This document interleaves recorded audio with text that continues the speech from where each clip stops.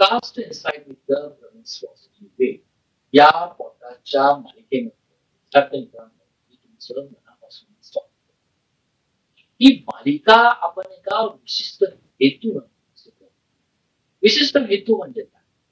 आजचा तरुण म्हटलं की करिअरच्या मागे लागणारा चांगलं करिअर आणि त्या करिअरला योग्य दिशा कशी असावी याचं मार्गदर्शन या मालिकेच्या आपल्याला या तरुणांना एक दिशादर्शन वेगवेगळ्या क्षेत्रातील अनुभवी व्यक्ती येत असतात. ते केवळ अनुभव शेअर करतात. त्या अनुभवातून विद्यार्थ्यांना करिअर निवडत असताना कसं मागे जायचं, कसं पुढे जायचं, कुठल्या टिप्स वापरायच्या, कसं स्ट्रॅटेजी वापरायची हे मार्गदर्शन. प्रवीण्स पॉडकास्ट पॉझिटिव्ह वे या चॅनलला फार्मसी असेल, ऍग्रिकल्चर असेल, इंजिनिअरिंग असेल, पॉलिटिक्स असेल, वेगवेगळ्या क्षेत्रात. आताच जर तुम्ही बारकाईने जर पाहिलं तर माझ्याकडे ही DMER ची latest director of the medical education research या महाराष्ट्र शासनाच्या अंतर्गत वैद्यकीय शिक्षण आणि संशोधन संचालनाअंतर्गत 25 साठी 1160 जागा. त्यामध्ये फार्मासिस्ट आहेत, त्यामध्ये लायब्रेरियन टेक्निशियन्स आहेत, असिस्टंट्स आहेत, एक्सरे टेक्निशियन्स आहेत, ऑलमोस्ट मोर दॅन. त्या आजचा आपला पॉडकास्ट जो असेल ना, त्या 260 वॅकन्सीज आहेत फार्मासिस्ट, त्याही DMER च्या अंतर्गत ज्या गव्हर्नमेंट आहेत, पण गव्हर्नमेंटमध्ये फार्मासिस्ट तर या संपूर्ण विषयांसंदर्भात मार्गदर्शन करण्यासाठी आपल्या पॉडकास्ट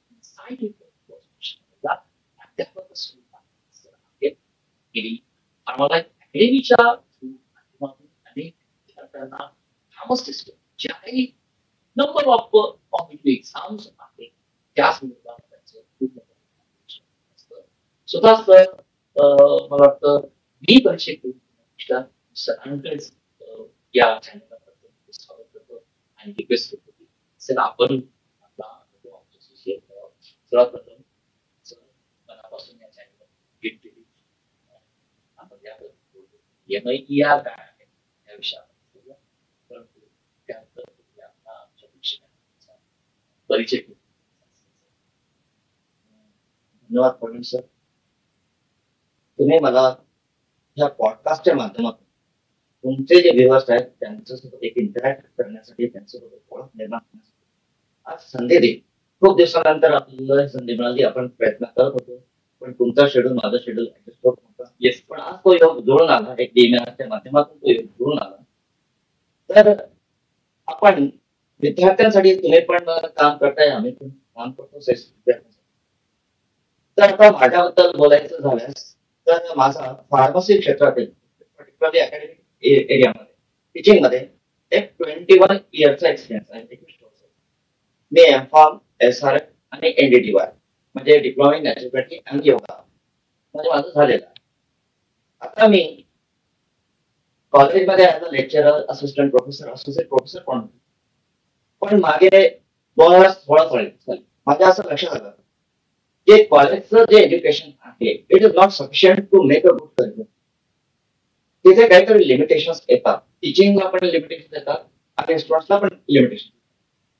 तर हे लिमिटेशन्स कन्सिडर करून आणि माझ्याकडे मला आतून जे काही जाणवत होतं ते आपण स्टुडंटला काय द्यायला पाहिजे तर ते मी कॉलेजमध्ये असताना देऊ शकत नाही.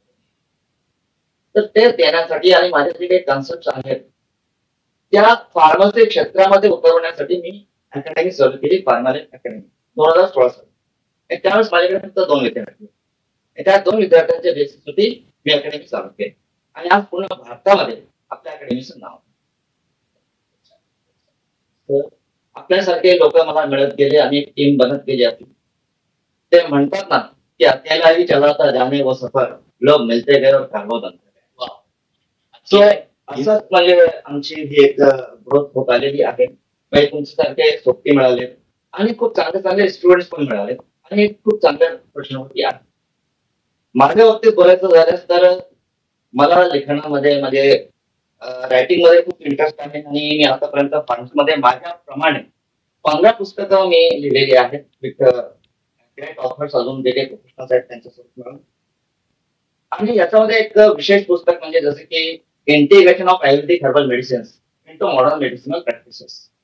तर या पुस्तकामध्ये मी एक नवीन संकल्पना मांडलेली आहे की जे आयुर्वेदिक डॉक्टर्स आहेत, मॉडर्न मेडिसिन प्रॅक्टिशनर्स, ते आयुर्वेदिक औषधं लिहायला पाहिजे त्यांनी, तर त्यासाठी काय करायला पाहिजे. तर अशी काही माझी पुस्तक आहे. त्या व्यतिरिक्त आमच्या अकॅडमीमध्ये आम्ही D.Pharm, B.Pharm, M.Pharm, Pharm B all pharmacist recruitment exam म्हणजे याच्यामध्ये DMER, DHS, ZP, महानगरपालिका, not only Maharashtra but OFSC म्हणजे ओरिसा, PTSC बिहार, MPPAB मध्य प्रदेश, पुडुचेरी, आता पुडुचेरीच्या पण पोस्ट आलेल्या आहेत. तर त्यांचं पण आम्ही क्लासेस, त्यांसाठी पण कोचिंग गायडन्स आम्ही कंडक्ट करतो.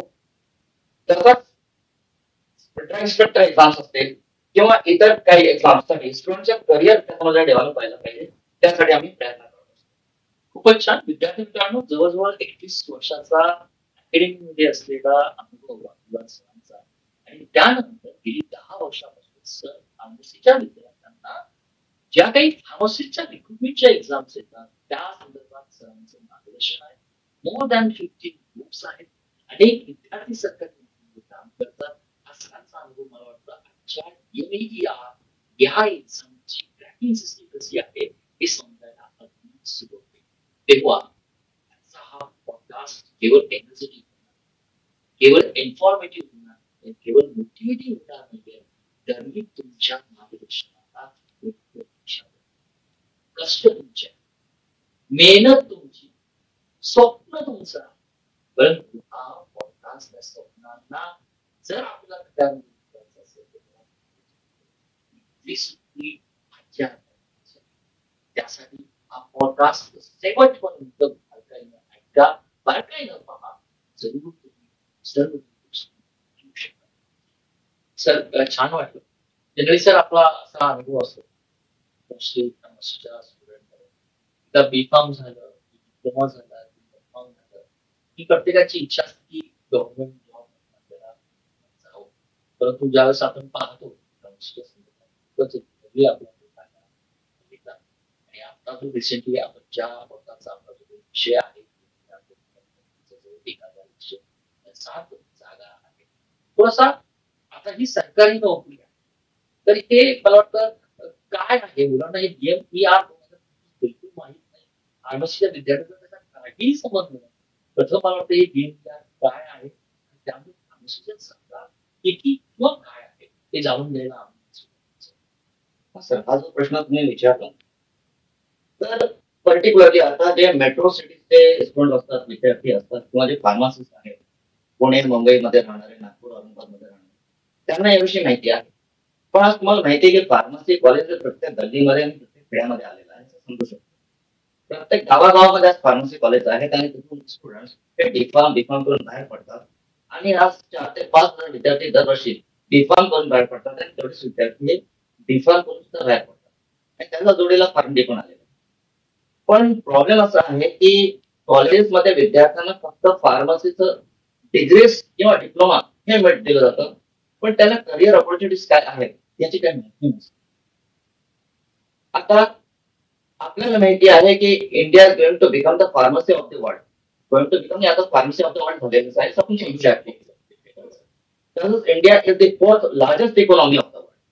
म्हणजे चौथी आपण आर्थिक महासत्ता झालेलो आहोत आणि आपण लवकरच 3ऱ्या नंबरला आपण जाणार आहोत. आणि असं म्हणतात की 2040 किंवा 47 पर्यंत भारत हा 2ऱ्या नंबरला जाईल, आर्थिक महासत्ता पण होईल. पण फक्त आर्थिक महासत्ता केव्हा शक्य आहे, जेव्हा हेल्थ मेंटेन असेल. जर आपल्या नागरिकांची, आपल्या लोकांची जर हेल्थ मेंटेन नसेल, त्यांना हेल्थ सर्व्हिसेस मिळत नसतील, तर मग आपण महासत्ता होऊ शकत नाही, शक्यच नाही ना. कारण पैसा केव्हा कमवू शकतो, जेव्हा हेल्थ मेंटेन असेल. तर आता गव्हर्नमेंटला माहिती आहे की जर त्यांनी हेल्थ वरती खर्च केला तर आपण महासत्ता बनवू शकतो. बरोबर. आता हेल्थवर खर्च करायचा म्हणजे pharmacy is very important. Pharmacy शिवाय तर डॉक्टर काहीच होऊ शकत. जसं असं म्हटलं जातं की प्रत्येक यशस्वी पुरुषाच्या मागे एका स्त्रीचा हात असतो, तर प्रत्येक एक यशस्वी डॉक्टरच्या मागे फार्मासिस्ट असतो. जर तुम्ही फार्मास्युटिकल लेजिस्लेशनची डेफिनेशन बघितली असाल, पहिला चॅप्टर आहे फार्मास्युटिकल स्टुडंटचा, त्याच्यामध्ये फार्मास्युटिकल लेजिस्लेशनची डेफिनेशन आपण बघतो. तर फार्मास्युटिकल प्रोडक्ट्स किंवा औषधांचे गॅरंटी, जी औषधांचे efficacy of the medicine, efficacy of the मेडिसिनची गॅरंटी कोण घेतो? डॉक्टर घेतो का? नाही, ते गॅरंटी फार्मासिस्ट घेतो. हे आपल्याला फार्मास्युटिकल मध्ये पहिली लाईन दिलेली आहे.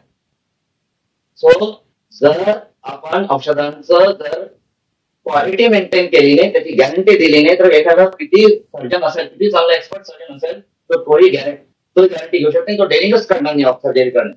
एवढं महत्वाचं फार्मसी फील्ड आहे आणि एवढं जास्त महत्व त्याला हेल्थ मध्ये आहे. पण आजपर्यंत काहीतरी निगोशिएशन म्हणजे काहीतरी निग्लेक्ट करण्यात आलं फार्मसी फील्डला, त्याच्यामुळे त्याची एवढी ग्रोथ आपल्याला दिसत नाही किंवा लोकांमध्ये अवेअरनेस नाही. पण आता जर कसं आपलं इकॉनॉमिकली स्ट्रक्चर वाढत आहे, आपण इकॉनॉमिकली ग्रोथ करतो भारत इंडिया, तर सुद्धा गव्हर्नमेंटचं स्पेंडिंग सुद्धा हेल्थ सेक्टरमध्ये वाढत आहे आणि त्याच्यामुळे number of hospitals, number of government medical college increase होतात आहे. सध्याला महाराष्ट्रामध्ये 35 गव्हर्नमेंट मेडिकल कॉलेज आहेत, I think 4 government dental college आहेत आणि 13 गव्हर्नमेंट नर्सिंग कॉलेजेस आहेत. असे टोटल 52 कॉलेज आहेत. आता सर जसं मी विचारलं की डीएमईआर काय आहे, डीएमईआर काय करतं डीएमईआर, तर हे 52 कॉलेज आहेत, ज्याच्यामध्ये 35 government medical college, government MBBS college आहे, मेडिकल कॉलेज, डेंटल कॉलेज आणि नर्सिंग कॉलेज, या सगळ्यांचं जे काही संचालन आहे, म्हणजे यांचं ऍडमिशन असेल किंवा यांच्यामध्ये भरती असेल, ठीक आहे, म्हणजे जे काही फार्मासिस्टची भरती असेल, नर्सेसची भरती असेल, ग्रंथपाल असेल, ठीक आहे, किंवा ड्रायव्हर्स असतील किंवा लॅबोरेटरी असिस्टंट असतील किंवा इतर म्हणजे गार्डनर असतील, गार्डन वगैरे माळी वगैरे असेल, तर त्यांचं पण भरतीचं काम हे डीएमईआर तर्फे केलं जातं सगळ्या मेडिकल कॉलेजेसमध्ये. आणि नंबर ऑफ मेडिकल कॉलेज अजून इंक्रीज होणारच नाही वाटतं. आता थोडस मी थोडा एक्सप्लेन करतो, कारण स्टुडंट्सला समजायला पाहिजे की डीएमआर महत्व काय आहे. डीएमआर सोबत अजून डीएचएस आहे, झेडपी आहे, तर याच्यामध्ये होणार आहे. सॉरी, जसं तुम्ही सांगितलं की जसं सरांनी आपल्याला फार्मसीचं आपल्या देशामधलं महत्व आणि मग तुम्ही सर्वात महत्वाच्या पॉइंटला घेऊन आला की महाराष्ट्राची तुम्ही परीक्षा सांगितली, 52 कॉलेज, त्यांना तुम्ही अनालिसिस केलं आणि याच्यामध्ये आपल्याला माणूस लागणार आहे. आम्हाला तो पॉइंट तुमच्याही लक्षात आला असेल. आणि आता सर आपल्याला महत्व सांगतात की हे डीएमईआर का महत्वाचं, प्लीज. तर आता नवीन एमबीबीएस कॉलेज सुरू झालेले आहेत भारतामध्ये, महाराष्ट्रामध्ये पर्टिक्युलरली. तर या नवीन एमबीबीएस कॉलेज सोबत त्यांचे हॉस्पिटल पण अटॅच असतात ना. Exactly, medical college with medical hospital, बरोबर. तर ह्या ज्या काही मेडिकल हॉस्पिटल्समध्ये, मेडिकल कॉलेजमध्ये फार्मसीची गरज असतेच. जर आपल्याला माहिती आहे की 50 बेड हॉस्पिटल असेल तर कमीत कमी 3 फार्मसिस्ट लागतात, 100 बेड हॉस्पिटल असेल तर 5 फार्मसिस्ट लागतात. तर हे जे काही गव्हर्नमेंट हॉस्पिटल असतात ते 100 बेड पेक्षा जास्त 5 फार्मसीची तर गरज असेलच. आणि नवीन 35 कॉलेजेस आहेत आणि जुने पण कॉलेजेस आहेत, म्हणजे total 35 college, sorry total 35 college आहेत आणि नवीन कॉलेजचं पण प्रपोजल्स आहे. आणि सगळ्या कॉलेजमध्ये फार्मसिस्ट लागतात आहे आणि त्यासाठी भरती प्रक्रिया आहे फार्मसिस्टची. राईट. सो ते डीएमआरचं झालेलं आहे. अजून डीएचएस आहे, झेडपी आहे, महानगरपालिका आहे. तर काही ठिकाणी महानगरपालिका सुद्धा हॉस्पिटल म्हणजे मेडिकल कॉलेज सुरू करत आहे, तर तिथे पण फार्मसिस्टची गरज आहे. एक पॉइंट आपल्या लक्षात आला असेल मित्रांनो, की डीएमईआर 2025 ची भरती त्यामध्ये फार्मसिस्ट. म्हणजे डीएमईआर काय, सरांनी पूर्णपणे स्टार्टिंग दिवस सांगितलं. त्याचबरोबर अपार्ट फ्रॉम दॅट पण कुठे कुठे फार्मसीची जागा लागते, आपण जी भीती असते फार्मसीची किंवा नाहीये गव्हर्नमेंटची जागा नाहीये, तर मग सरांच्या इंट्रॅक्शन असेल आपल्याला. सर ह्या डीएमईआरच्या भरतीमध्ये तुम्ही मला वेगवेगळे क्रायटेरिया सांगितले की टेक्निशियन आहे, असिस्टंट आहे, डायरेक्टर आहे, त्यामध्ये फार्मसिस्ट आहे. पर्टिक्युलरली या 2025च्या भरतीमध्ये फार्मसीचे किती पदं आहेत आणि किती स्कोप आपल्या विद्यार्थ्यांना असू शकेल, कोर्स आपण त्यावर मार्गदर्शन करावं किंवा मुलांनी खरंच या एक्झामची तयारी करावी त्या पदाच्या अनुषंगाने, हा माझा नेक्स्ट क्वेश्चन. आता ह्या ज्या फार्मसिस्टच्या पोस्ट आलेल्या 2025 मध्ये या 207 पोस्ट आलेल्या आहेत आणि ही आतापर्यंतची सगळ्यात मोठी भरती आहे डीएमआर कडून. 2023 मध्ये पण ही भरती आली होती. त्यावेळेस आय थिंक काहीतरी 165 167 पदे होती 2023 2023 मध्ये. ऑलमोस्ट आपल्याला मला वाटतं 2 वर्षानंतर आपण 207 आली. 207 आलेली आहे, मी पुढे येणार आहे. ठीक आहे, ते आपण बोलूया. पहिले हा प्रश्न करू. तर 207 जागा आलेल्या आहेत, त्यापैकी ओपन साठी 59 जागा आहेत. तर 59 ही खूप चांगली म्हणजे संख्या आहे. जर आपण 2023 चा रिझल्ट बघितला तर त्याच्यामध्ये ओपन कॅटेगरीमध्ये लास्ट जे होतं कट ऑफ ते आय थिंक काहीतरी 232 होतं आणि जे टॉपर होतं टॉप मोस्ट त्यावर अराउंड काहीतरी 270 की 275 म्हणजे सॉरी 170 का 175 म्हणजे 200 मार्काची परीक्षा होती. 170 का 175 टॉपर होता. म्हणजे ज्याने out of 100 near about 85 question correct solve केलेले असतील, ठीक आहे, तो टॉपर होता. आणि 136 ओके 136 म्हणजे काय तर नियर अबाउट 70 क्वेश्चन त्याने करेक्टली सॉल्व्ह केले असतील तर तो सिलेक्ट झालेला होता ओपन मध्ये. बाकी कॅटेगरी वाईज डिटेल्स माझ्याकडे आहेत तर ते मी आता म्हणजे सांगू शकतो, मला आठवत नाही तेवढं ते मी देऊ शकतो. ठीक आहे.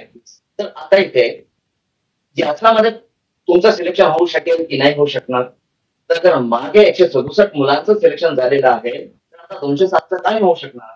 मागे डीएचएस मध्ये सिलेक्शन झालेलं आहे तर आता काय नाही होऊ शकणार. मागे झेडपी मध्ये सिलेक्शन झालं तर आता काय नाही होऊ शकणार. आरबी मध्ये एम्स मध्ये सिलेक्शन झालं तर आता काय नाही होऊ शकणार. होऊ शकतं ही पॉझिटिव्हली. आणि आमच्या अकॅडमीचेच असे विद्यार्थी आहेत की ज्यांचं सिलेक्शन झालेलं आहे. इफ यू वॉन्ट मी तुम्हाला त्यांचे कॉन्टॅक्ट नंबर त्यांना विचारून ऑफकोर्स ते जे माझे आहेत त्यांना विचारून तुम्हाला मी त्यांचा नंबर वगैरे देऊ शकतो, तुम्ही डायरेक्टली त्यांच्याशी बोलू शकता. सरांनी ऑलमोस्ट आपल्याला 207 वेळेस 2023 नंतर मला वाटतं ही एक चांगली मोठी घडली आहे. आणि सरांनी तुझं एक उल्लेख पण केला कॅटेगरीचा उल्लेख केला. उल्लेख करण्यामागे पर्पज काय आज गव्हर्नमेंटची भरती की आपलं कॅटेगरायझेशन रिझर्वेशन पॉलिसी प्रमाणे याकडे जावं लागतं. सर तुझं तुम्ही कट ऑफच्या विषयी पण चर्चा केली तर थोडस सुरुवात करण्या अगोदर हा एक्झामचं काय स्ट्रक्चर असतं व किती विषय असतात काय असतात आणि त्या ठिकाणी फार्मसी विषयाला किती वेळ येते फार्मसिस्ट पद असतात तो त्यावर प्रकाश टाकावा असं मला वाटतं. तर आता ही जी डीएमआर ची एक्झाम होणार आहे तर याच्यामध्ये पेपरमध्ये दोन मेन पार्ट तुम्हाला दिसतो. एक टेक्निकल आणि नॉन टेक्निकल. टेक्निकल मध्ये फार्मा पोर्शन जो की 40% आहे आणि नॉन टेक्निकल ज्याच्यामध्ये 60% पार्ट आहे. नॉन टेक्निकल मध्ये Marathi, English, GK, logical reasoning आणि तुमचं आयक्यू ऍप्टिट्यूड टेस्ट वगैरे ते सगळं कव्हर केलं जातं. आता 40 म्हणजे याच्यामध्ये जे क्वेश्चन आहे इच क्वेश्चन 2 मार्क्स, प्रत्येक क्वेश्चनला 2 मार्क्स आहेत. असे 100 मार्क्स म्हणजे 200 मार्क्स एक्झाम आहे. टोटल 90 मिनिट्सचा वेळ दिलेला आहे. 90 मिनिटं 100 क्वेश्चन म्हणजे ऑलमोस्ट 1.5 तास. दीड तासामध्ये त्यात 100 क्वेश्चन.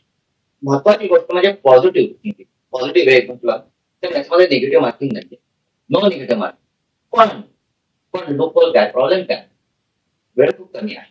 90 मिनिटामध्ये 100 क्वेश्चन म्हणजे लेस दॅन सेकंड, लेस दॅन 1 मिनिट. ठीक आहे. पहिली गोष्ट म्हणजे लेस दॅन 1 मिनिट म्हणजे तुम्ही क्वेश्चन रीड केला की तुम्हाला त्याचा आन्सर द्यायचा. आणि ते एक्झाम पेपर आहे तो 5 ग्रुप मध्ये डिवाइड केलेला आहे. 20 क्वेश्चनचा एक group A B C D E असे 5 ग्रुप्स आहेत आणि प्रत्येक ग्रुपला 20 क्वेश्चन असतील आणि 80 मिनिट्स असतील. म्हणजे पहिला ए ग्रुप तुमच्या समोर येईल. ए ग्रुपचे 20 क्वेश्चन तुम्हाला सॉल्व्ह करावे लागतील एमसीक्यू. 18 मिनिट्स तुम्हाला वेळ मिळेल त्या 20 एमसीक्यू साठी. 18 मिनिट्स झाले की पुढचा येईल. मग त्यानंतर लगेच पुढचा येईल. म्हणजे 18 मिनिट्स मध्ये तुम्हाला 20 एमसीक्यू सॉल्व्ह करावे लागतील. निगेटिव्ह मार्किंग नाहीये पण इथे प्रेशर आहे. इथे प्रेशर आहे पहिली गोष्ट. दुसरी गोष्ट निगेटिव्ह मार्किंग नाहीये त्यामुळे जे डिफिकल्टी लेवल असेल that will be little bit higher. प्रत्येक एक्झामची एक डिफिकल्टी लेवल असते. फार्मसी रिक्रुटमेंट एक्झाम असेल, ड्रग इन्स्पेक्टर एक्झाम असेल, जीपॅटची असेल, एनपीएससी असेल, युपीएससी असेल, तर प्रत्येक एक्झामची एक डिफिकल्टी लेवल असते. आता इथे डीएमआर मध्ये जर निगेटिव्ह मार्किंग नाहीये म्हणजे इथे डिफिकल्टी लेवल थोडस हायर असेल. तर त्यासाठी तुम्ही आतापासूनच मन लावून जर तयारीला लागला आणि प्रॉपर प्रॅक्टिस केली तर ती लेवल जी आहे डिफिकल्टी लेवल ती तुम्ही मॅच करू शकाल, ते तुम्ही क्रॉस पण करू शकाल. खूप सरांनी पहा जे विद्यार्थी मित्र एमपीएससी युपीएससी किंवा कुठली कॉम्पिटेटिव्ह एक्झामची तयारी करत असेल ना जे सरांनी सांगितलं ना ती 90 मिनिटांची आहे, 5 सेक्शन आहे, एकेका सेक्शनला 18 मिनिटं आहे ते त्यांना लगेच लक्षात येईल. म्हणजे नवीन विद्यार्थी आहेत, आता माझं फार्मसी कम्प्लीट झालेलं आहे, त्यांना पहिल्यांदा हा एक्झाम पॅटर्न समजून घ्यावा लागेल. सरांनी क्लिअरली सांगितलं की 40 मार्क्स फार्मा बेस्ट नॉलेजवर असतील आणि 60 मार्क्स हे नॉन फार्मा बेस्ट नॉलेजवर असतील. आणि जोपर्यंत आपल्याला बेसिकली एक्झाम स्ट्रक्चर कळत नाही ना, तोपर्यंत काय करता येईल. सर, जो तुम्ही मला 40 मार्काचा जो काही फार्मा पोर्शन देऊ सांगितलं, आता जे विद्यार्थी फार्मसी पास आउट झाले, तो सर तो काय सिलेबस असतो सर, त्याविषयी आणि कुठल्या पार्टला कुठल्या विषयाला जास्त स्ट्रेस दिला जातो, तुमचा अनुभव काय सांगतो फार्मा विषयाची तयारी करा. तर इथे मी पर्टिक्युलरली फक्त डीएमआर बद्दल असतो, कारण डीएमईआर आहे, डीएचएस आहे, एचपी आहे, महानगरपालिका आहे, एमपीसीचा आहे किंवा आरआरबी आहे, एम्स आहे. तर हे सगळ्यांचं एक्झाम पॅटर्न वेगळं असतं, सिलेबस वेगळा असतो. आता त्या डीएमआर बद्दल बोलायचं झालं ते 40 क्वेश्चन्स फार्माचे असते. आता डीएमआर ही जे पोझिशन आहे फार्मसीची ते कुठे असेल तर गव्हर्नमेंट हॉस्पिटल्समध्ये, म्हणजे जे मेडिकल कॉलेज अटॅच हॉस्पिटल्स असतात तिथे फार्मसीचा मेन रोल काय असतो तर फार्मसिस्ट तिथे स्टोअर मॅनेज करायचं असेल, त्याला ड्रग इंटरॅक्शन बद्दल त्याला माहिती असायला पाहिजे. त्याला डॉक्टर्स सोबत, आता तिथे जे डॉक्टर्स असतील ते पण शिकाऊ डॉक्टर असतील, तर त्यांच्यासोबत त्याला इंटरॅक्ट करता यायला पाहिजे. तर फार्मसिस्टला एक बेसिक फार्मॅकोलॉजीचं इन डिटेल नॉलेज असायला पाहिजे. म्हणजे डीएमआरचं एक्सपेक्टेशन काय आहे तर डीएमआरचं एक्सपेक्टेशन असं आहे की मेडिकल कॉलेज अटॅच हॉस्पिटल्स मध्ये जॉब करणारा जो कोणी असेल त्याला फार्मॅकोलॉजीचं, फार्मॅकोथेरप्युटिकचं, पॅथोफिजिओलॉजीचं एवढं बेसिक नॉलेज असायला पाहिजे की तो एखाद्या डॉक्टर सोबत, एखादा इंटर्न असेल किंवा तिथले डॉक्टर असतील किंवा स्पेशलिस्ट डॉक्टर असतील किंवा त्यांच्या मिटिंग्स असतील, त्यांचे म्हणजे जे काही त्यांचं ट्रेनिंग सेशन वगैरे असेल तर तिथे तो काहीतरी कंट्रीब्युट त्याने करायला पाहिजे आणि त्याच्यामध्ये तो त्या लेवलमध्ये मॅच व्हायला पाहिजे. आता जर तुम्हाला डॉक्टर सोबत मॅच व्हायचं असेल, मेडिकल टीम सोबत तुम्हाला त्या टीम मध्ये काम करायचं असेल तर तुमचं मेडिकलचं नॉलेज, तुमचं फार्मॅकोलॉजीचं नॉलेज, औषधांचं नॉलेज त्या लेवलचं असायला पाहिजे. म्हणून डीएमआर मध्ये फार्मॅकोलॉजीचं सिलेबस जास्त आहे. तर इथे 40 मार्क्स आहेत, ठीक आहे. तर जो फार्मॅचा सिलेबस आहे त्याच्यामध्ये मेजर पोर्शन फार्मॅकोलॉजी, त्याच्यामध्ये general pharmacology, classification of drugs, ठीक आहे. त्याच्यानंतर dosage form and bio pharmaceutics. आता डोसेज फॉर्म जो पार्ट आहे तो फार्मास्युटिक्सचा आहे, पण इट इज व्हेरी इम्पॉर्टंट, कारण डोसेज फॉर्म बदलला तर ऍक्शन बदलता, डोस बदलतो, इफेक्ट्स बदलतात आणि पेशंटची कंडिशन बघूनच त्याला डोसेज फॉर्म द्यावा लागतो. त्यानंतर फार्मॅकोलॉजीमध्ये बायोलॅबिलिटी इम्पॉर्टंट आहे. त्याच्यानंतर drug drug interactions, adverse drug reactions. आता adverse drug reactions is very important, कारण फार्मॅकोव्हिजिलन्स आता कंपल्सरी होणार आहे प्रत्येक गव्हर्नमेंट हॉस्पिटलमध्ये. म्हणजे गव्हर्नमेंटचे प्लॅनिंग पुढे आहे की जो कोणी हेल्थ केअर वर्कर असेल तर त्याला फार्मॅकोव्हिजिलन्स माहिती पाहिजे, त्याला drug drug interaction, adverse drug reaction माहिती पाहिजे. तर इथे ऍडव्हर्स ड्रग रिएक्शन पण इम्पॉर्टंट आहे. त्यासोबतच लॉ मध्ये जे फार्मास्युटिकल ज्युरिस्प्रुडन्स किंवा फार्मसी लॉ डिफिक्स आहे त्याच्यामध्ये particularly pharmacy act and drugs and cosmetic act माहिती असायला पाहिजे. ड्रग्स अँड कॉस्मेटिक ऍक्ट, जर आपल्याला फार्मसी फील्डमध्ये करिअर करायचं असेल, प्रोफेशन करायचं असेल, बिझनेस करायचं असेल तर ड्रग्स अँड कॉस्मेटिक ऍक्ट माहित असल्याशिवाय आपण काहीच करू शकत नाही. It is very very important. आणि फार्मसी प्रोफेशन मध्ये राहायचं असेल, एक प्रोफेशनल म्हणून आपल्याला काम करायचं असेल तर फार्मसी ऍक्ट आपल्याला माहितच पाहिजे. तर pharmacy act and drugs and cosmetic act हे महत्वाचं आहे. त्याशिवाय तुम्ही हॉस्पिटल फार्मासिस्ट म्हणा किंवा कम्युनिटी फार्मासिस्ट म्हणून किंवा इंडस्ट्रियल फार्मासिस्ट म्हणून तुम्ही काम करू शकत नाही. सो डीएमआरच्या सिलेबस मध्ये याला पण वेटेज आहे. त्यानंतर तुम्हाला स्टोरेज मॅनेजमेंट करावं लागतं, ड्रग स्टोर मॅनेज करावं लागतं. तुम्हाला तिथे इन्व्हॉइसेस आहेत किंवा तुम्हाला तिथे इन्व्हेंटरी मॅनेजमेंट करावं लागतं. तर इन्व्हेंटरी मॅनेजमेंट करताना किंवा पीटीसी असतात, फार्मसी अँड थेरप्युटिक कमिटी, त्या फार्मसी अँड थेरप्युटिक कमिटीच्या मीटिंग्स मध्ये तुम्ही असता, तिथे तुम्हाला बजेट तयार करावं लागतं. त्यामुळे तुम्हाला drug store and business management हा जो कॉमर्सचा पार्ट आहे, बजेटिंगचा पार्ट आहे, तो सुद्धा तुम्हाला माहिती पाहिजे. त्यामुळे ड्रग स्टोर हा पण पार्ट तुमच्या सिलेबस मध्ये आहे. त्यानंतर ऍज अ कम्युनिटी फार्मासिस्ट काय रिस्पॉन्सिबिलिटी आहे, तुम्हाला काय अपेक्षित आहे तुमच्याकडून कम्युनिटी फार्मसिस्ट म्हणून, तर त्यासाठी कम्युनिटी फार्मसी पण सिलेबस मध्ये कव्हर केलेला आहे. हॉस्पिटल फार्मसी तर आहेच असणार, नो डाऊट. हॉस्पिटल फार्मसी म्हणून तुमचा जॉब असेल तर हॉस्पिटल फार्मसी आपण सिलेबस मध्ये कव्हर केलेला आहे. त्यानंतर एफडीए बद्दल, एफडीए काय आहे, ठीक आहे. Food drug administration. जर तुम्ही फार्मसी मध्ये काम करताय, तुम्ही औषधांबद्दल काम करताय, तर तुम्हाला एफडीए काय आहे, एफडीए ची संरचना काय आहे, हिराची काय आहे एफडीए ची, एफडीए कमिशनर कोण असतो, एफडीए इन्स्पेक्टर कोण असतो, हे सगळं तुम्हाला माहिती पाहिजे. सो एफडीए रिलेटेड पण त्याच्यामध्ये पोर्शन मध्ये आहे, तुमच्या सिलेबस मध्ये आहे.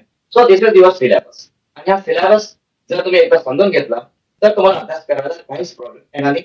आणि हो, महत्वाचा पॉईंट, सगळ्यात महत्वाचा, हा जो काही मी सिलेबस सांगितलेला आहे हा सिलेबस 2023चा आहे.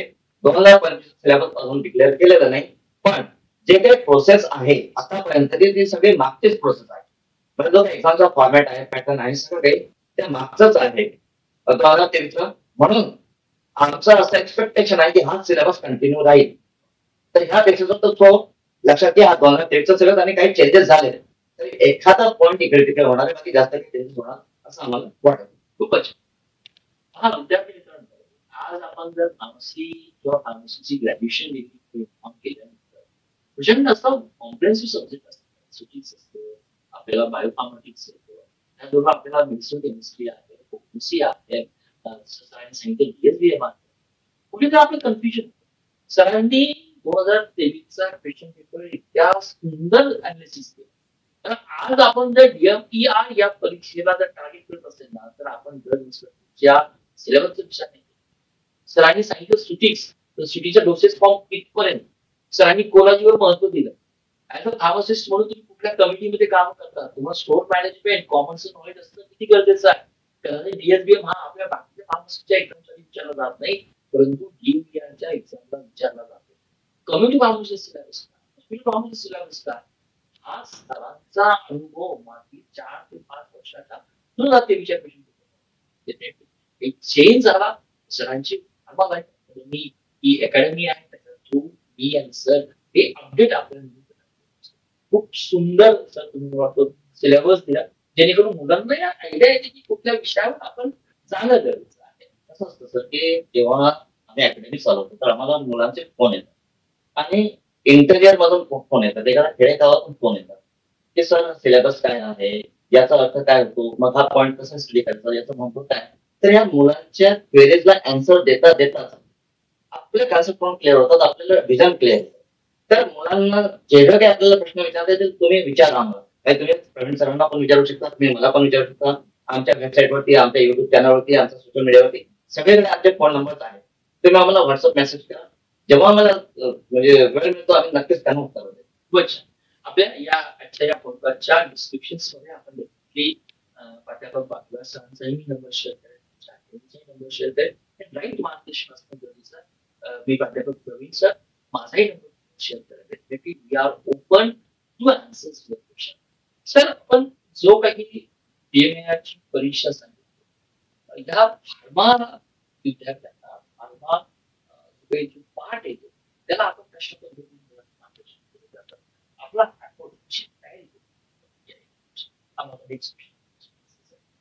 विद्यार्थ्यांना सगळ्यात महत्वाचे प्रश्न म्हणजे तयारी कशी करायची परीक्षेची. परीक्षा आली, लिंक आली, तुम्ही फॉर्म भरला, अप्लिकेशन फॉर्म भरला, सगळं झालं, पण परीक्षेची तयारी कशी करायची आणि ती पण कमी वेळेने. आता जरी एक्झामची डेट आलेली नसेल तरी मागचा अनुभव असा आहे आमचा की लास्ट डेट जी असते अप्लिकेशनची, तर त्याच्यानंतर एक अराउंड 1 ते 1.5 महिन्यामध्ये एक्झाम होऊन जाते. म्हणजे ते 9 जुलै लास्ट डेट आहे. तर आपण असं समजूया की लास्ट वीक ऑफ ऑगस्ट पर्यंत एक्झाम होऊन जाईल. म्हणजे आपल्याकडे 1 ते 1.5 महिना अभ्यासाला आहे. तर एवढ्या कमी वेळेमध्ये आपण अभ्यास कसा करायचा आणि फार्मा लाईफ अकॅडमी तुमच्याकडून कशा प्रकारे तयारी करून घेते. तर याच्यामध्ये सगळ्यात पहिली गोष्टी की तुम्हाला काय करायला पाहिजे, तुम्ही काय करायला पाहिजे. तर सगळ्यात पहिले इझी टू डिफिकल्ट तुम्ही जायला पाहिजे. इझी टू डिफिकल्ट तुम्ही जायला पाहिजे म्हणजे कसं, तर तुम्ही जे काही आता आज जस्ट तुमचा डिग्री डिप्लोमा झालेला असेल किंवा तुम्ही जॉबला असाल, ठीक आहे, तर तुमच्याकडे जे काही नोट्स असतील किंवा जे काही बुक्स मार्केटमध्ये अवेलेबल असतील तर त्या बुक्स रेफर करा, नोट्स रेफर करा किंवा आमच्या वेबसाईटवरती टेस्ट सिरीज दिलेल्या आहेत फॉर्मल अकॅडमीवरती, त्या टेस्ट सिरीज तुम्ही बघा. तसंच आमचे ब्लॉग आहेत फॉर्मल अकॅडमीवरती, आम्ही टॉपिक वाईज ब्लॉग देतो. जर तुमच्याकडे बुक्स वगैरे नसतील किंवा तुम्हाला लायब्ररी फॅसिलिटी नसेल तर तुम्ही आमच्या वेबसाईटवरून ब्लॉग्स रीड करा. तर त्याच्यामध्ये जे जे इझी वाटतंय तुम्हाला तिथून सुरुवात करा. म्हणजे वेबसाईटमध्ये टेस्ट सिरीज आहे तर तुम्ही जे इझी इझी टॉपिक्स आहेत त्याचे टेस्ट द्या किंवा आपले बुक्स आहेत फार्मसी एक्झाम नावाचे ते बुक तुम्ही मार्केटमधून परचेस करा. त्याच्यामध्ये इझी टॉपिक्स, इझी एमसीक्यू त्यातून सुरुवात करा आणि हळूहळू डिफिकल्ट लेवल पर्यंत जा. म्हणजे तुमचा इंटरेस्ट त्याच्यामध्ये येईल तुम्ही सुरुवातीला डिफिकल्ट लेवल बघितली, हाय डिफिकल्ट जे असेल मोस्ट डिफिकल्ट त्याचा वेळ झाला तर तुमचा इंटरेस्ट आहे. तर हळूहळू तुम्ही ते क्वेश्चन्स म्हणजे स्टडी करा, इझी टू डिफिकल्ट. दुसरी गोष्ट की फार्मा लॅब अकॅडमीने प्रिपरेशनसाठी ज्या ज्या लोकांना म्हणजे ज्या स्टुडंट्सला गरज आहे कोचिंगची, पर्टिक्युलरली ज्यांना जॉब करता करता 5-6 वर्ष झालेले आहेत, ज्यांना सिलेबस माहिती नाही, नवीन सिलेबस माहिती नाही, कारण नवीन सिलेबस प्रमाणे क्वेश्चन्स असते. तर ज्यांना सिलेबस नवीन नाहीये किंवा ज्यांना टच नाहीये आता स्टडी सोबत किंवा ज्यांना वेळ मिळत नाहीये, तर त्यांच्यासाठी आपण फार्मा लॅब अकॅडमीतर्फे फार्मा पोर्शनसाठी बॅचेस सुरू करत आहोत 1 जुलैपासून. आपली बॅच ही सकाळी 8 ते 9:30 असेल मॉर्निंगला. गुगल मीट वरती आपण बॅच घेतो आणि त्याचे ती लाईव्ह इंटरॅक्टिव्ह बॅच असते. लाईव्ह इंटरॅक्टिव्ह मध्ये आपण 1-to-1 क्वेश्चन आन्सर डिस्कस करत असतो. त्याच्यामध्ये पहिले आपण की पॉइंट्स डिस्कस करतो आणि की पॉइंट्स डिस्कस केल्यानंतर एमसीक्यूचं डिस्कशन केलं जातं आणि ज्या दिवशी जो टॉपिक कव्हर झाला त्या दिवशी त्या टॉपिकची टेस्ट तुम्हाला दिल्या जाते ऑनलाईन टेस्ट पॅकेजमध्ये आणि ती टेस्ट तुम्हाला त्याच दिवशी सॉल्व्ह करायची असते. आणि ते टेस्ट सॉल्व्ह करताना तुम्हाला जे काही क्वेरीज असतात, जे काही डाउट्स असतात, ते डाउट्स नेक्स्ट डे जेव्हा आपलं लेक्चर असतात त्या लेक्चरमध्ये तुम्ही विचारता आणि सगळ्या लेक्चरचं आपलं रेकॉर्डिंग असतं, ते रेकॉर्डिंग सुद्धा तुम्हाला दिलं जातं. तर अशा प्रकारे फार्मा लॅब अकॅडमी तुमच्यासाठी खास एक बॅच तयार केलेली आहे आणि फीस पण खूपच नॉमिनल फीस आहे, काही जास्त नाही, 3,500 रुपये फीस आहे. ज्याच्यामध्ये तुम्हाला आम्ही स्टडी मटेरियल पण प्रोव्हाइड करतो, टेस्ट पॅकेज पण प्रोव्हाइड करतो, पीडीएफ नोट्स पण प्रोव्हाइड करतो आणि पर्सनल गायडन्स सुद्धा आम्ही तुम्हाला देतो. सगळ्यात महत्त्वाचं म्हणजे पर्सनली तुम्ही माझ्याशी बोलू शकता आणि त्या टीम सोबत सुद्धा तुम्ही पर्सनली बोलू शकता. पर्सनल गायडन्स महत्वाचं ते तुम्हाला इथे दिलं जाऊ शकतं. खूप महत्वाचं ची एक्झाम 2025 मध्ये आल्यानंतर काही प्रिपरेशन सरांनी सांगितलं की आम्ही आपणास काय केलं. मला वाटतं जर आपल्याला 1-to-1 इंटरॅक्शन करता येत असेल, सरांनी स्ट्रॅटेजी सांगितली, पहिलं easy to moderate, moderate to different किंवा डिफिकल्ट लेवलला तुम्ही जा, you get the more interested. अजून एक दुसरं मी तुम्हाला सांगितलं की it is not only live interaction. कदाचित आज हा सरांची बॅच यावर्षी जुलैपासून सुरुवात होते. हा पॉडकास्ट तुम्ही कधीही जरी त्यानंतर जरी पाहिला तर हे सर्व तुम्हाला अपडेट आमच्याकडून मिळत. अजून एक सर, ज्यावेळेस मी तुमच्या बायोडेटाकडे बारकाईने पाहतो, ऑलमोस्ट तुमच्या बायोडेटामध्ये सगळ्यात कमेंडेबल थिंग्स इथे असेल. तुम्ही सांगितलं आम्हाला रिक्रुटमेंटची एक्झाम पुस्तकं आहेत.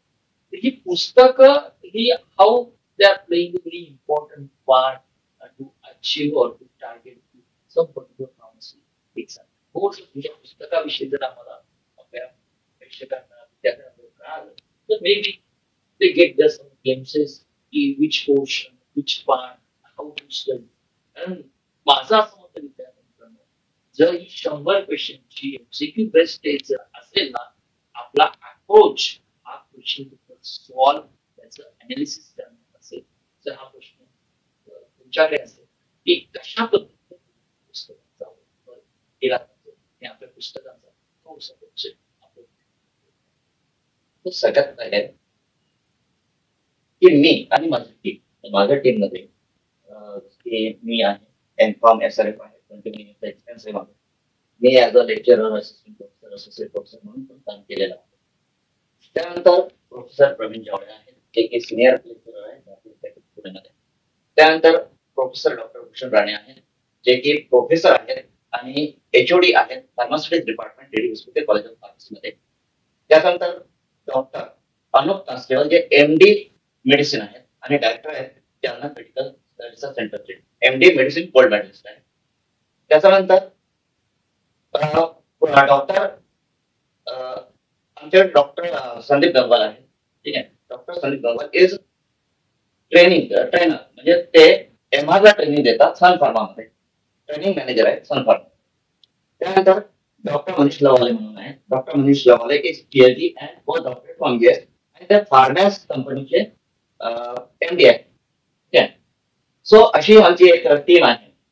तर आमच्या टीम मध्ये जे काही लोक आहेत त्यांना सगळ्यांना त्यांच्या फील्डचा एक 20 to 25 years एक्सपिरियन्स आहे.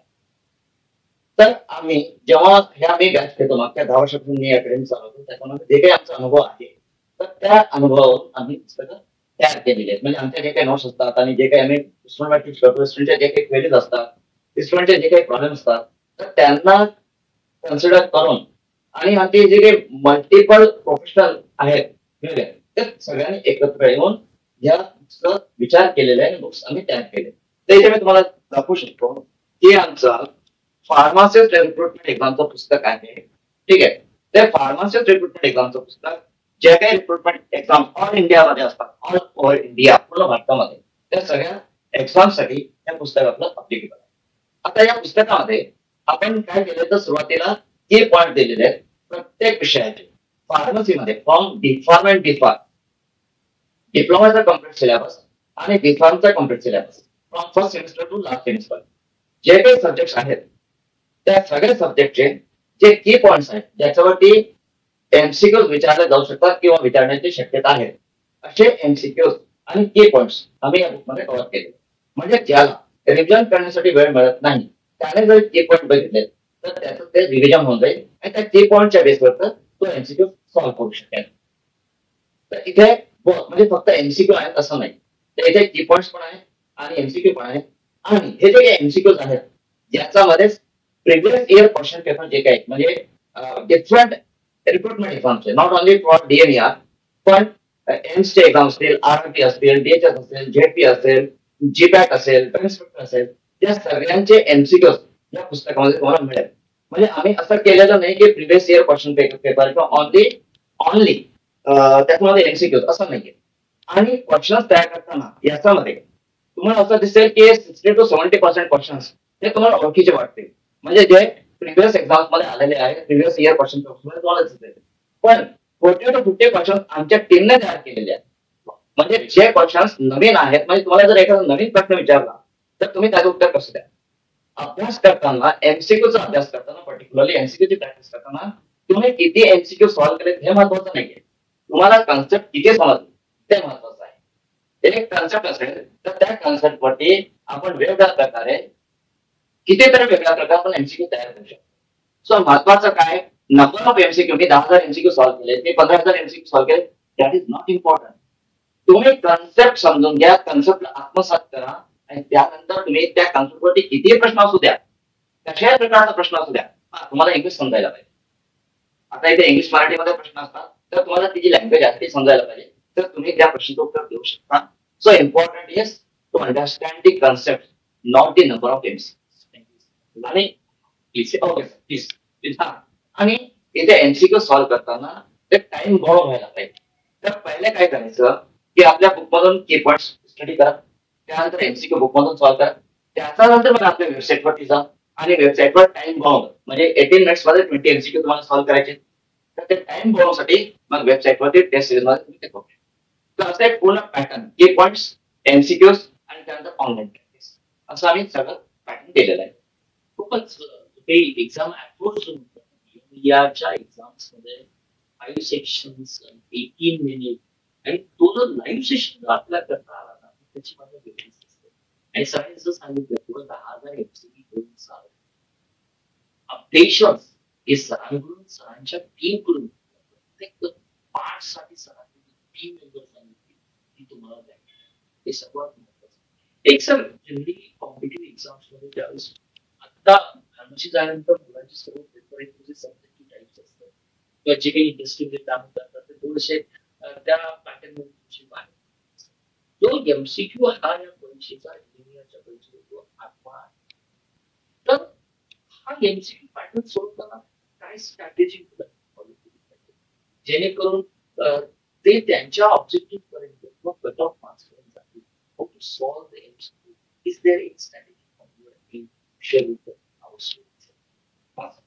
तर मुलांना एमसीक्यूची भीती वाटते आणि एमसीक्यू मध्येच मुलांचं असतं कन्फ्युजन होत असतं आणि मुलांचे प्रश्न हेच असतात की आम्ही किती एमसीक्यू सॉल्व्ह करायला पाहिजे. ठीक आहे, तर आम्ही कॉन्फिडन्स होतो. तर हा खूपच महत्वाचा प्रश्न आहे. तर याच्याबद्दल मी सांगेन की सगळ्यात पहिले जसं मी आता तुम्हाला सांगितलं की number of MCQ is not important, important is to understand the basic concept. Okay, आता जसं की डिजिटॅलिस इज अ कार्डिओटॉनिक. ठीक आहे, आता digitalis is a cardiotonic why? Because it increases the force of muscle contraction of the heart, but it do not increase the oxygen consumption. Okay, मग ऍड्रेनालिन पण तर force of contraction increase करतो. मग ऍड्रेनालिन हा कार्डिओटॉनिक आहे का? नाही. ऍड्रेनालिन इज नॉट अ कार्डिओटॉनिक. जरी तो force of muscle contraction increase करतोय तरी तो कार्डिओटॉनिक नाही. मग का? व्हाय? बिकॉज ऍड्रेनालिन हा ऑक्सिजन कन्झम्पशन पण इन्क्रीज करतो, पण डिजिटल ऑक्सिजन कन्झम्पशन इन्क्रीज करत नाही. जर ही कन्सेप्ट तुम्हाला माहित असेल तर ऍड्रेनालिन रिलेटेड किंवा डिजिटल रिलेटेड किती प्रश्न येतात. आता डिजिटलचा मी तुम्हाला एक म्हटलेलं आहे की तो कार्डिओटॉनिक आहे का? कारण तो त्याचं पॉझिटिव्ह इनोट्रोपिक इफेक्ट आहे. Positive inotropic. पॉझिटिव्ह इनोट्रोपिक म्हणजे तो मसल कॉन्ट्रॅक्शन, जे हार्ट मसल कॉन्ट्रॅक्शन त्याचा फोर्स इन्क्रीज करतो, त्याला पॉझिटिव्ह इनोट्रोपिक. पण तो निगेटिव्ह प्रोनोट्रोपिक आहे. निगेटिव्ह प्रोनोट्रोपिक म्हणजे तो हार्ट रेट कमी करतो. तसंच तो निगेटिव्ह ट्रोमोट्रोपिक आहे. निगेटिव्ह ट्रोमोट्रोपिक म्हणजे इलेक्ट्रिकल कंडक्टिव्हिटी जी असते हार्टमध्ये ती तो कमी करतो. आता डिजिटॅलिस आणि होतो डिजिटॅलिसचं जे मेकॅनिझम ऑफ ऍक्शन आहे that is it inhibits the sodium potassium ATPase. तो सोडियम पोटॅशियम एटीपेज इनहिबिट करतो. जर तुम्हाला डिजिटॅलिस बद्दल कन्सेप्ट क्लिअर असेल तर डिजिटॅलिसचे कसे प्रश्न येतात यू कॅन अटेम्प्ट. आता हे जे मी तुम्हाला 4-5 पॉईंट सांगितले डिजिटॅलिस बद्दल, मी या 4 पॉईंट वरती तुम्हाला 200 प्रश्न तयार करून दाखवतो. 200 एमसीक्यूज मी तुम्हाला तयार करून दाखवू शकतो या 4 पॉईंट्स वरती. आणि जर तुम्ही या 4 पॉईंट समजून घेतले तर तुमचे 200 MCQ solve. So MCQ solve करायचं असेल तर पहिले basic concept clear, that is very important. First thing. Second thing, MCQ मध्ये जर तुम्ही डीएमएचं ते जे इन्फॉर्मेशन बॉक्स आहे म्हणजे जे जाहिरात आलेली आहे त्याच्यामध्ये इन डिटेल तुम्ही रीड केलं तर त्यांनी काय म्हटलं की एमसीक्यू 4 पर्याय दिलेले असतील आणि 4 पर्यायापैकी तुम्हाला सर्वोत्तम पर्याय सिलेक्ट करायचं आहे. त्यांनी असं म्हटलेलं नाही की जो करेक्ट ऑप्शन असेल ते सिलेक्ट करा. त्यांनी मोस्ट अप्रोप्रिएट जो आहे तो सिलेक्ट करा असं म्हटलेलं आहे. आता याचा अर्थ काय होतो तर एक एक्झाम्पल देऊन सांगतो. आता तुम्हाला सगळ्यांना माहिती असा प्रश्न मी सांगतो की भारताला स्वातंत्र्य केव्हा मिळालं तर भारताला 15 ऑगस्ट 1947 ला स्वातंत्र्य मिळालं. आता प्रश्न मी तुम्हाला विचारतो की भारताला स्वातंत्र्य मिळालं. Option A 15 August 1947. Option B August 1947. Option C 1947. Option D in between 1947 ते 1948. याचा करेक्ट आन्सर काय? So all 4 options are correct. याच्यामध्ये एकही चुकीचं आहे असं म्हणाल का तुम्ही? No, none. एकही चुकीचं नाही, सारे ऑप्शन्स करेक्ट आहे. पण मोस्ट अप्रोप्रिएट आन्सर काय? मोस्ट करेक्ट आन्सर काय? So that is 15 August 1947. तर इथे फक्त तुम्ही जर असं म्हणाल की आम्ही फक्त युट्यूब व्हिडिओ बघून स्टडी करतो वरून किंवा जस्ट ओव्हरलुकिंग करतो, जस्ट जे काही लोकल नोट्स वगैरे जे काही ते फक्त रीड करतो किंवा फास्ट ट्रॅक मध्ये जनरल ओव्हर स्टडी करतो तर त्याच्यामुळे तुमचं सॉल्व्ह नाही होणार. मग डीप मध्ये जाऊन स्टडी करावं लागेल. Right. So in deep study करा आणि मोस्ट अप्रोप्रिएट आन्सर साठी तयार. ऑलमोस्ट नेक्स्ट सेशन्स हा नॉन फॉर्मल बॅकग्राऊंड असणार मला विचार केली. पण एक गोष्ट तुमच्या विद्यार्थ्यांना लक्षात आली का, जे 40 मार्काचं फार्मा बेस्ड क्वेश्चन्स आहेत, जे एमसीक्यू बेस्ड क्वेश्चन्स आहेत, जे विद्यार्थी अभ्यास करतात ना त्यांना डिजिटॅलिस, कार्डिओटॉनिक, ऍड्रेनालिन, पॉझिटिव्ह इनोट्रॉपिक इफेक्ट, प्रोनोट्रॉपिक इफेक्ट, जे सर जे काही टेक्निकल वर्ड विचार करतात, जर कुणाच्या मनात जर असेल की नाही आपण ही एक्झाम असेच पास होऊ शकतो आणि ज्या पद्धतीनं तुम्हाला 1957 उदाहरण दिलं की कशा पद्धतीने प्रश्न विचारले जातात हे खूप महत्वाचं. हे सरांनी काय सांगितलं की हे नोटिफिकेशन आहे मोस्ट अप्रोप्रिएट. ही स्ट्रॅटेजी सांगितली ना ही एमसीक्यू बेस्डची ही strategy. There is no alternative to the hard work, to the preciseness to write the answers. सरांच्या या उत्तराचा फार्मा पार्टचा मी क्लायमेक्स होता आणि बोलता तुमचा ऑब्झर्वेशन आलं का जर director of medical education and research Maharashtra शासनाची महाराष्ट्र संचालनालय असेल ना पेपर इंग्लिश मध्ये आणि मराठी त्याला मराठी बोलत असेल त्यामुळे लक्षात घ्या की आजचा पॉडकास्ट आम्ही मराठीमध्ये का केला याची आपल्याला पूर्णपणे जाणीव असेल. आता आपण नेक्स्ट जो 40 मार्काचा प्रश्न होता तो सरांनी अगदी बारकाईने सांगितला कशा पद्धतीने सॉल्व्ह करायचा, कुठल्या विषयाला वेळ द्यायचं, 6 मार्काचे प्रश्न. तर विद्यार्थी मित्रांनो, मी फार्मा बॅकग्राऊंडचा आहे, मी तुम्हाला फार्मा बद्दल गाईड करतो. आपले प्रवीण सर जे आहेत ते नॉन फार्मा एक्सपर्ट आहेत ते एमपीएससी, युपीएससी, नीट, सीईटी सगळ्यांचं जे कोचिंग कंडक्ट करतात, क्लासेस कंडक्ट करतात, त्यांचा ऑनलाईन क्लासेस आहे. तर माझ्यापेक्षा better than non pharma portion म्हणजे मराठी, इंग्लिश, त्यानंतर जीके कशा प्रकारे कव्हर करायचं आणि जीके कुठपर्यंत कव्हर करायचं, किती जीके कव्हर करायचं, कारण GK is a very vast portion. GK मध्ये काय काय तुम्ही कव्हर करा, तर त्याबद्दल मी सरांनाच विनंती करतो की त्यांनी तुम्हाला त्याबद्दल मार्गदर्शन. Thank you sir. जसं सरांनी सांगितलं की सर बॅकग्राऊंड सरांचं काम आहे आणि व्हेरी पावरफुल आहे. Even my background is a pharma आणि माझी जी काही लायकी होती आतापर्यंत युपीएससी, एमपीएससी, युपीएससी आणि फार्मा कॉम्पिटिटिव्ह एक्झाम शिकली, जसं मी तुम्हाला या ठिकाणी केलं. आणि जो आपला नॉन फार्मा बॅकग्राऊंडचा पोर्शन येतो, 15 क्वेश्चन्स मराठीचे असणार आहे, 15 क्वेश्चन्स हे इंग्लिशचे असणार आहे, 15 क्वेश्चन्स हे तुम्हाला जीके नॉलेजवर असणार आहे, शेवटचे 15 क्वेश्चन जीके असणार आहे हे तुमचे ऍप्टिट्यूड की ज्यामध्ये रिझनिंग असेल, त्याचा पार्ट असेल, बचाव असेल, या पद्धतीने तुम्हाला 60 क्वेश्चन आवश्यक असेल मुलांना तय करावे लागतील, त्याचं राईट आन्सर. आता जसं तुम्ही असं विचारलं की जर आपल्याला नॉन फार्मा बॅकग्राऊंडला वेटेज जास्त असेल तर विद्यार्थ्यांना त्याला जास्तीत जास्त वेटेज दिलं पाहिजे. पण याचा एक ज्यावेळेस मी फार्मा आणि नॉन फार्माचं कंपॅरिझन करतो की फार्माला सर आपण तसं जीके मग मी काय करायचं, हिस्ट्री करायचं, भूगोल करायचं, इकॉनॉमिक्स करायचं, करंट अफेअर्स करायचं की अजून कुठला विषय करायचा आहे.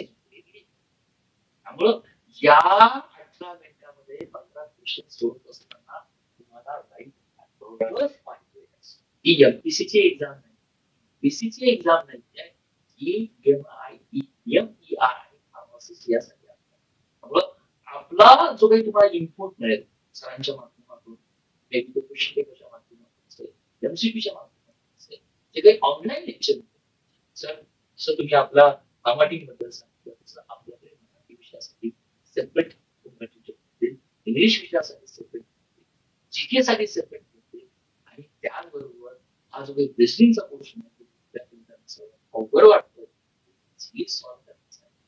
आपल्याकडे हे जे काही डिफरन्सिएशन आहे केलं जातं ते नाव तुम्ही तुम्हाला पॉडकास्टच्या माध्यमातून प्रश्न विचारला तर विद्यार्थी मित्रांनो, फार्माचा जर तुम्हाला काही प्रॉब्लेम असेल, काही क्वेरीज असतील, काही विचारायचं असेल, करिअर रिलेटेड असेल तर यू कॅन आस्क. आणि नॉन फार्मा रिलेटेड तुम्ही डायरेक्टली प्रवीण सरांना विचारू शकता, त्यांना तुम्ही कॉन्टॅक्ट करू शकता, ते तुम्हाला व्यवस्थित मार्गदर्शन करतील. आणि आमची टीमच आहे फार्मासाठी फार्मा लाईफ अकॅडमी आहे आणि नॉन फार्मासाठी प्रवीण सरांची अकॅडमी आहे. तर आम्ही कोलॅबोरेशन मध्ये काम करतो आणि आम्ही अशा पद्धतीने म्हणजे ज्या फार्मसीचे स्टुडंट आहेत, वडील फार्मासिस्ट आहेत, त्यांचा करिअर क्षेत्रामध्ये आम्ही त्यांना मदत करतो. थँक्यू थँक्यू व्हेरी मच सरांनी मला त्या पॉडकास्टच्या माध्यमातून फार्मा क्वेश्चन्स काय आहे आणि तयारी करता तसं मी तुम्हाला सांगितलं. सेम सरांनी एक पॅटर्न ठरवलेला आहे, मुलांचं हित साधावं, त्यांना राईट अप्रोच मिळावं, हीच आपली इच्छा. सर गेली 2016 पासून आपण या फार्मसीच्या विद्यार्थ्यांसाठी कॉम्पिटिट नंबर ऑफ विद्यार्थी सक्सेस झाले. तर हा त्यांचा सक्सेस रेशो जो काही मुलांचा सक्सेस झाल्यानंतरचा अनुभव तुम्ही शब्द काय मुलांना वाटतं तुमची भीती असते आपल्या फार्मसीसाठी जागा नाही, पण एकीकडे तुम्ही आता सांगितलं एवढ्या जागा, तर हा मुलांचा यशस्वी मुलांचा अनुभव तुमच्या आपल्या प्रेक्षकांमध्ये आला तर कदाचित एक्झाम प्रॅक्टिका मला सक्सेस होतो तुमचा स्वतःचा. सो जसे की जर आपण एखाद्या सफल व्यक्तीला बघतो तर आपली सफल होण्याची इच्छा होते. सक्सेसफुल असेल तर सक्सेसफुल पर्सनला आपण फॉलो करतो, आणि जर आपल्यासमोर एखादा फेल्युअर व्यक्ती असेल तर आपण पण निराश होऊन जातो, हे सोपं.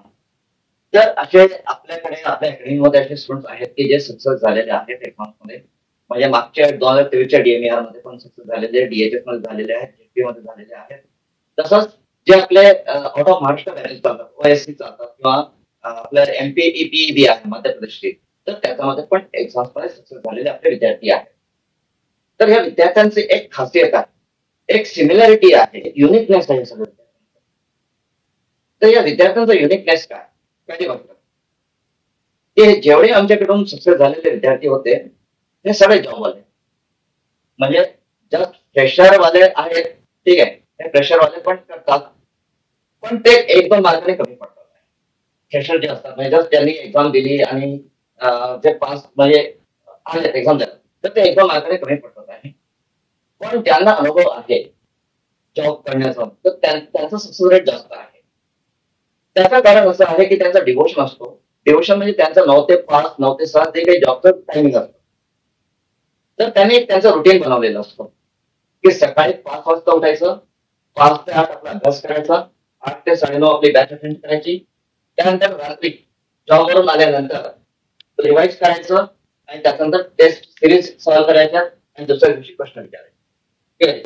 तर असं त्यांचं डिवोशन असतं आणि ते डिवोशन ते कंटिन्युअसली फॉलो करतात, ठीक आहे.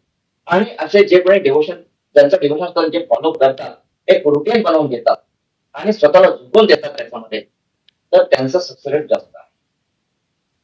हे खूप महत्वाचं सर. त्यामुळे प्रेशर लोक हो जे काही बीकॉम झालेले आहेत त्यांच्याविषयी खूप छान आहे. सरांचं स्टॅटिस्टिकल अनालिसिस असं सांगतं की जॉब मध्ये आहात, प्रायव्हेट जॉब मध्ये त्यांना गव्हर्नमेंट जॉबचं महत्व तेव्हाच कळतं की प्रायव्हेट जॉब मध्ये त्यांना किती काम करावं लागतं आणि कशा पद्धतीने ते हार्ड वर्क करतात. ते सरांच्या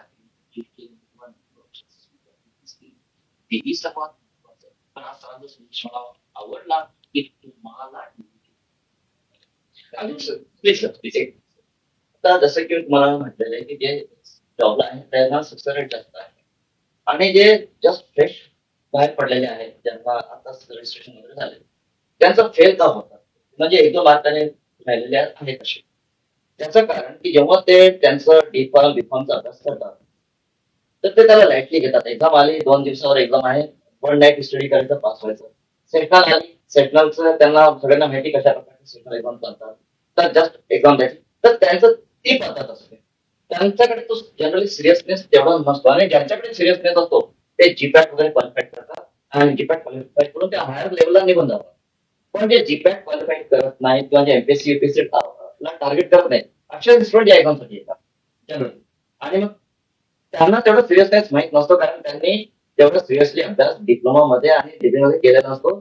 त्याने डिप्लोमा आणि डिग्रीला फक्त पास होण्यासाठी अभ्यास केलेला असतो आणि तोच त्यांचा ऍटिट्यूड असतो. सेम ऍटिट्यूड घेऊन ते ही पण एक्झाम देतात.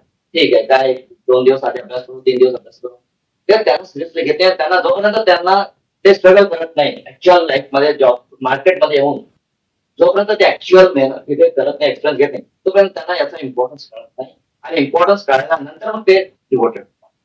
So this is the reason. खूप छान तुम्ही सांगितलं. आजचा पॉडकास्ट ठेवण्याचा उद्देश हा केवळ बीकॉम झाल्यानंतर तुम्ही फर्स्ट इयरला असाल, सेकंड इयरला असाल, थर्ड इयरला असाल, फोर्थ इयरला असाल, एमकॉम करत असाल, पीएचडी करत असाल, ही कॉम्पिटिटिव्ह एक्झाम, कधीतरी वॅकन्सी निघतात. जर 207 वॅकन्सी या वर्षी निघत असेल ना, तर गेली 10 वर्षाची सर्व बीकॉम त्या एक्झामच्या तयारी. त्यामुळं जी काही तुम्ही आता रिसेंटली कामाची तयारी करताय ना,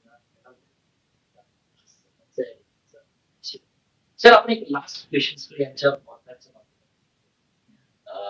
जनरली आपण विषयाबद्दल बोललो, परंतु कुठल्याही एक्झाम काउन्सिलची एक्झाम असते की विद्यार्थ्यांना एक आत्मिक बल म्हणा किंवा आपण एक आत्मविश्वास म्हणा, त्याबरोबर एक सकारात्मक दृष्टिकोनही त्यांना तेवढाच महत्वाचा असतो केवळ विषयाच्या नॉलेज मध्ये. कारण इट इज अ पेशंटची एक्झाम आहे, तुमच्या मेंटल स्टॅबिलिटीची एक्झाम आहे. मला वाटतं तुमच्यासारख्या तज्ञ व्यक्तीतून जर त्यांना प्रेरणात्मक काही संदेश जर दिला या पॉडकास्टच्या माध्यमातून,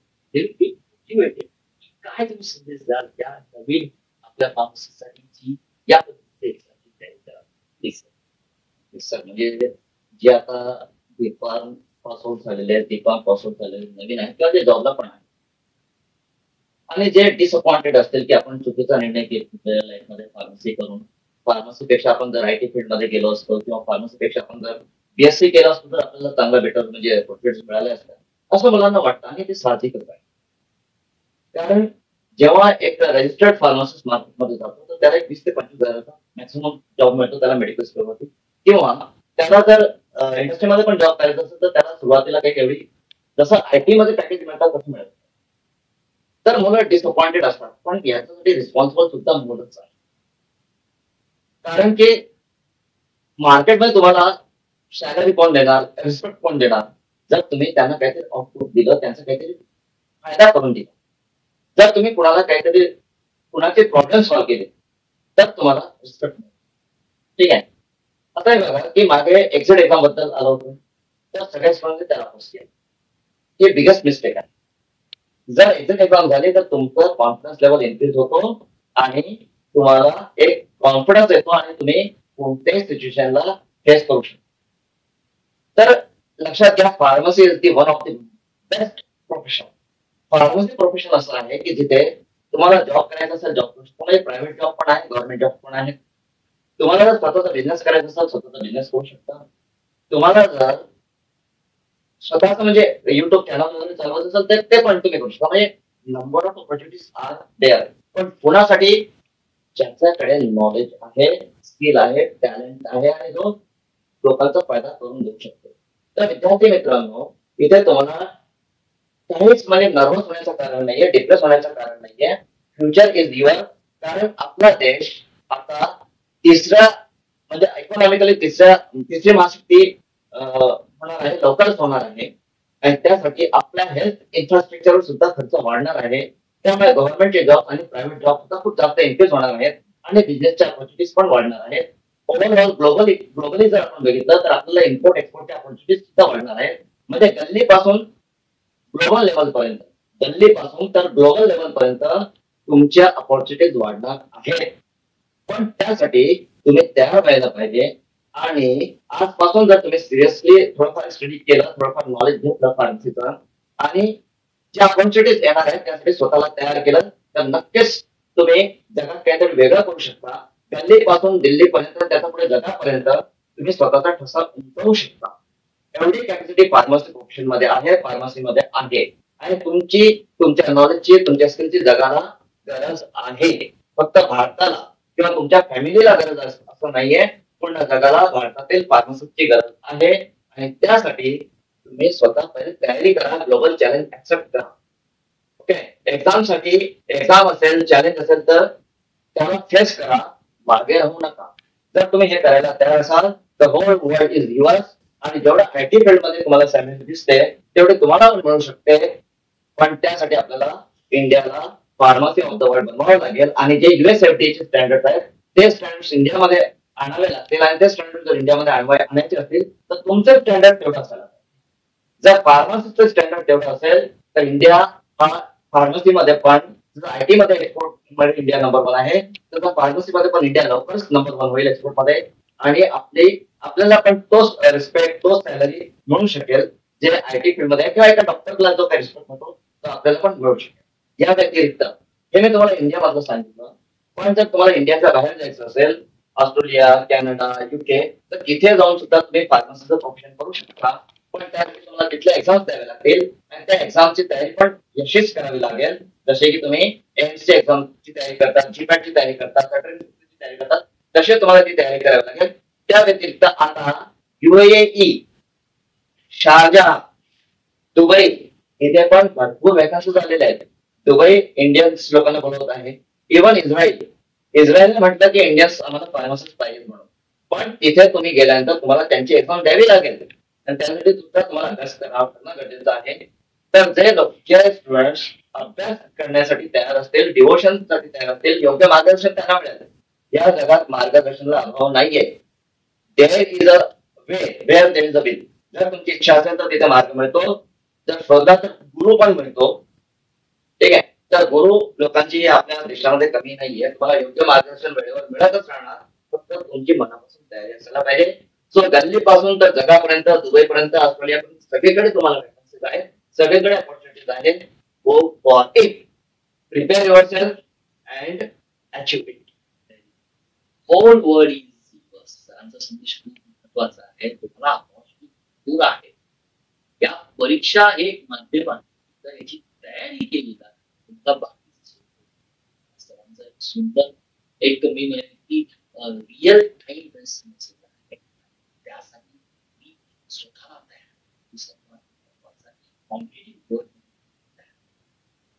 विद्यार्थी मित्रांनो, ऑलमोस्ट मोर दॅन 45 मिनिट्स हा एक माहितीपूर्ण दिशादर्शन देणारा, केवळ एक्झाम विषय आहे काय आहे याच्या पलीकडे असणारा, केवळ हा पॉडकास्ट तुमच्या अभ्यासाला, तुमच्या मेहनतीला केवळ एक डायरेक्शन देत नाही, तर तुमच्या स्वप्नांना एक उदाहरण देतो, या पद्धतीचा आज आपल्या या पॉडकास्ट मध्ये पॉडकास्ट इन्साइट या पॉडकास्ट